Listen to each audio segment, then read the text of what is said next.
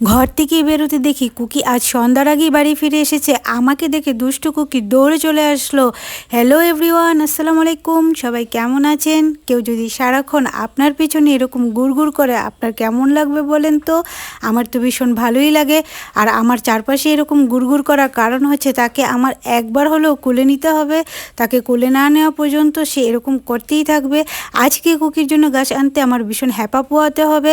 বৃষ্টির সময় মাঠে পানি জমে যায়, আর এখন রোদ, ধানের মৌসুম, মাঠে সবাই ধান খড় শুকাচ্ছে। মাঠে তো আমি ঘাস পাবোই নাই, তা আমাকে আজকে দূরে চলে যেতে হবে।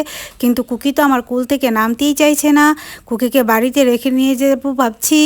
বাড়িতে নিয়ে যেতেই সারা পাড়া ঘুরে এসে কুকি এখানে হিসু করতে লেগে গেল। কুকির কাণ্ড কারখানাগুলো একটু দেখেন।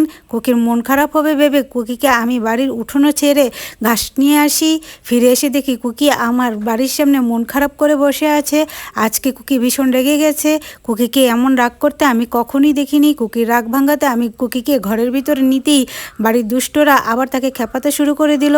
আমার কুকির এরকম দুষ্টু মিষ্টি ভিডিওগুলো যদি আপনাদের ভালো লাগে, ভিডিওতে অবশ্যই লাইক, কমেন্ট, শেয়ার, সাবস্ক্রাইব করে দিবেন। আজকের মতো এখানেই, আল্লাহ হাফেজ।